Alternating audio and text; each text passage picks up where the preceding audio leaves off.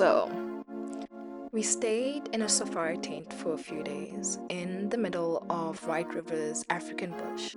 And although I was a scout before, staying in tents is not really my kind of style. But as soon as you add luxury in front of the word tent, now you're talking. I found this gem, Ndhula Luxury Tented Lodge, on bookings.com, and it's currently got an 8.8 rating and reviews that promised breathtaking mountain views and a stellar time.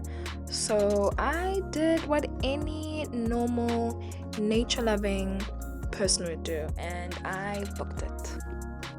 Prices are dependent on when you choose to travel and how long you book for, but we spent around 6,000 for 2 nights, and honestly, it was worth every single cent. This was the room. It definitely is a tent, guys. It was really nice and very ventilated as well, and it also had an aircon. It was really, really hot during this time, so luckily, yes, we did have an aircon. And these were the views. Yo, stunning.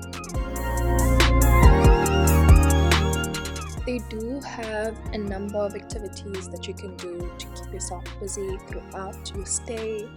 We did do a game drive, and we also went to have a cute little picnic, and I went to the spa and my partner did the gin tasting. We honestly had such an amazing time here. The bonfire was exceptional. I think actually the stay overall was exceptional. The staff was amazing. Like, yo guys, if I could go back, I definitely would, in a heartbeat. Okay, in a heartbeat. And guess Sana, you know you had a really good time when you start buying souvenirs. Yeah, that's what we did. That's it, ladies and gentlemen. That was the slice for this week. I really hope you enjoyed it, and let me know if you would ever visit this lodge and what your thoughts are. Okay, bye.